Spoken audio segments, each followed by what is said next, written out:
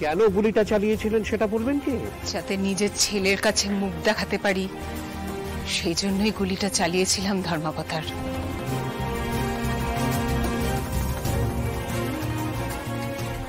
জীবনে কখনো বন্দুকে হাত দিইনি, তাই গুলিটা ঠিক মতো লাগলো না।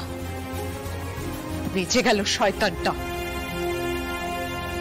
ও বেঁচে না থাকলে খুশিই হতাম। ও একজন মায়ের কোল থেকে তার সন্তানকে কেড়ে নিয়েছে ধর্মাবতার। ওর এই অপরাধের জন্য আমি সারা জীবন অন্য একজনকে দোষারোপ করে গেছি, যে একটা সময় আমার সবচেয়ে স্নেহের ছিল।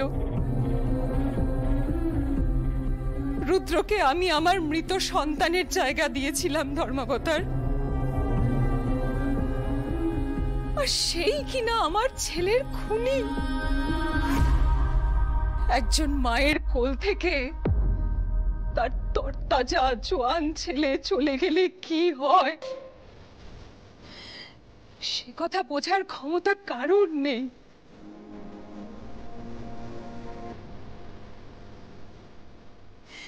ঈশ্বর করুন কোনো মাকে যেন এমন অভিজ্ঞতার মধ্যে দিয়ে যেতে না হয়। ওই শয়তান রুদ্ররূপ সান্যাল নিজের প্রতিহিংসা মেটানোর জন্য আমার ছেলেটাকে ছাদ থেকে ফেলে মেরে ফেললো ধর্মাবতার। মেরে ফেললো। আর আমি যত্ন করে ওই কাল সাপটাকে ভালোবেসে গেছি এতদিন। ওপরে গিয়ে ছেলেটাকে কোন মুখ দেখাতাম, কি উত্তর দিতাম।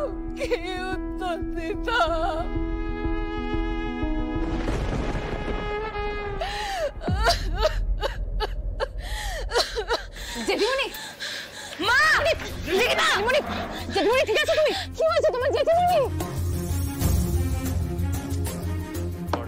অর্ডার, ওনাকে বসার জন্য একটা চেয়ারের ব্যবস্থা করে দিন। জেঠিমণি, বসো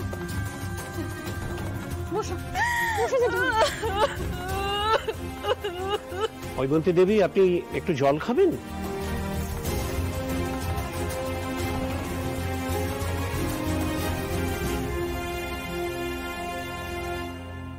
Your Honor. না অর্ডার না।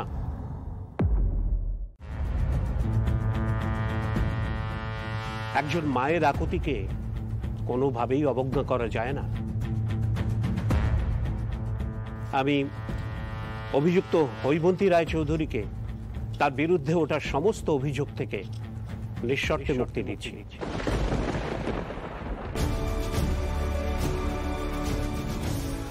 এটা স্পষ্ট যে রুদ্ররূপ সান্যাল একজন মানুষ খুন করার পাশাপাশি একজন মায়ের বিশ্বাসকেও খুন করেছে। হয়তো হৈমন্তী দেবী তখন মানসিকভাবে বিপর্যস্ত ছিলেন, সে কারণেই তিনি গুলিটা চালিয়েছিলেন। রুদ্ররূপ সান্যাল আপাতত হাসপাতালে চিকিৎসাধীন।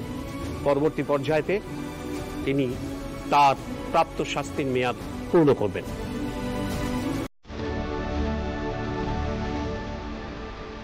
হৈমন্তী রায়চৌধুরীর মানসিক যত্নের প্রয়োজন, তাই একজন মানসিক রোগ বিশেষজ্ঞের পরামর্শ নেওয়ার জন্য নির্দেশ দিচ্ছে এই আদালত। আইন, আদালত, বিচার ব্যবস্থা এ সমস্ত কিছুই মানবিক অধিকারের জন্য। আর এই মানবিক অধিকারের কথা মাথায় রেখে এই আদালত হৈমন্তী রায়চৌধুরীকে সমস্ত অভিযোগ থেকে মুক্তি দিল। That's all.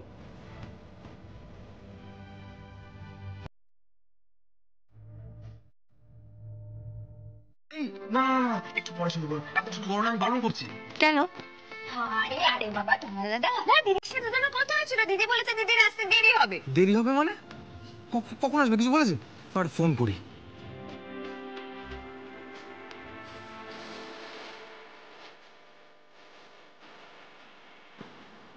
ঠিক আছে, রিং হয়ে যাচ্ছে, ধরলো না। কি রে কাবেরী, ব্যাকুলতাটা দেখছিস? এবার কিন্তু নতুন করে ভাবনা চিন্তা করার সময় হয়ে গেছে। পদ্মে, আমি তো সেই কবে থেকে থিঙ্ক করছি গো, বাট তুমি আসলে চিমকে ডিসলাইক করতে তো, প্লাস ও আবার রোদ্রকে শ্যুট করলো, আবার ও ফুলকির দিদি, এই সব কিছু মিলিয়ে না আমি আর তোমার সাথে টক করে উঠতে পারিনি। আমি কি সেই আগের আমি আছি রে? তোদের যা মনে হয় তোরা কর, আমি তোদের সঙ্গে আছি। বৌদি, ঈশিতাকে ওর কুকাজের জন্য আমরা তো আমাদের জীবন থেকে বার করেই দিয়েছি, কিন্তু তমালের বিয়ের কথাটা এই সময় কি করে পারি বলো তো? মানে একটা বন্দোবস্ত না হলে তো করা যাচ্ছে না, না?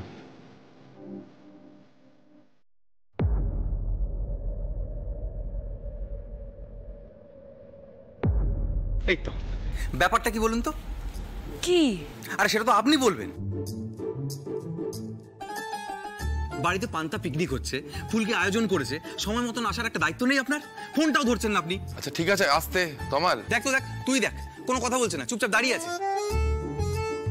আরে বাবা, কি মুশকিল, আমি তো সুপার স্টোরে ছিলাম, একটা হিসেবে বড় গোড়মিল ছিল। আমি তো ফুলকিকে ফোন করে বলে দিয়েছিলাম আমার দেরি হবে। হ্যাঁ, কিন্তু আমাকে তো সে ভালো হিসাব মেলানো তো ভালো।